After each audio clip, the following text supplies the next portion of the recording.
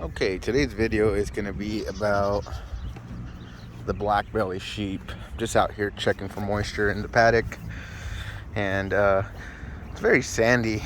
As you can see, a lot of like sandy loam, so it doesn't hold moisture too well. You go at about an inch down, there's some moisture, but since it's sandy, mainly sand, it's kind of difficult. And I got a heck of a gopher problem. I gotta water it pretty often. So let's go over here, and I want to make a mention on the Barbados sheep, what most people call them, but they're actually American Blackbelly sheep, because the males are horned, and on the Barbados the males are naturally polled. Anyway, if you I'm new to these animals here, and it's a terrible shot because there's an old refrigerator there, but it's been there to use it as a shelter. I pulled it out from the creek about a year ago, and there goes the bucklings doing buckling stuff. But anyway, if you want to learn with me on these animals and my progress with them, then go ahead and subscribe. I'm going to do a start to finish with some of the ram lambs, and we're even going to go into like a butcher on one of the ram lambs, and maybe one of the ewes probably next year. So far they've been on strictly grass and alfalfa, zero grain. And that's not because I'm against the grain, that's just because I haven't had any of the time to drive an hour away, go pick it up, come back, another hour obviously to drive back, another hour to unload, and then it's just been a hassle with the grain. I only have a small truck, and I usually put 1,400 pounds of grain, but with 3 steers and all these animals here, grain right now is not a viable option. Last time I checked grain here for the grain mix that I use, it's $290 a ton. So it gets pretty pricey pretty fast, especially when I'm trying to grain out steers.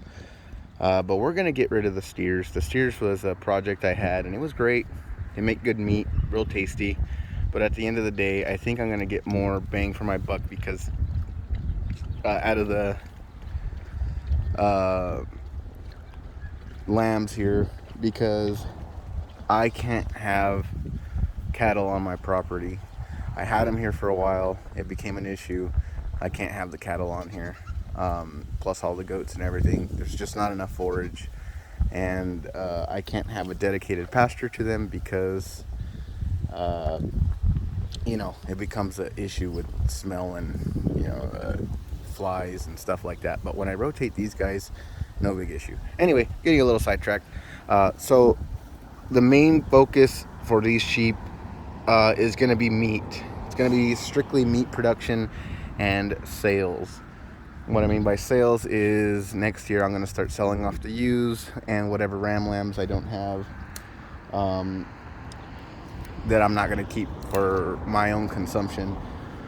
So if you want to go ahead and watch that whole thing from start to finish, essentially, I hate to put it this way, but from cradle to grave, then give me a subscribe. I'm really trying to reach that 1,000 mark, trying to get monetized, obviously. And that's not because, I'm going to make a whole lot of money off YouTube, but I mean, shoot, if I could buy a bag of grain or buy a bale of alfalfa at the end of the month with that revenue, then why not? Every drop in the bucket counts. Here we are. So anyway, give me a comment if you are here for the American Blackbelly. That way I know who you are, and tell me what you want to see. Like I said, I've seen that the American Blackbelly videos are the ones that are definitely getting, I only average very few views on the Nigerian dwarf, and then eventually they pick up and they get views along the line. That's why I kind of put out a lot of videos. but I have a whole bunch of older videos on a whole bunch of other things, so it's there for me to make the money. I just don't have the subscribers. But anyway, let me know, and we'll go from there. All right, that's pretty much it. Thank you and goodbye.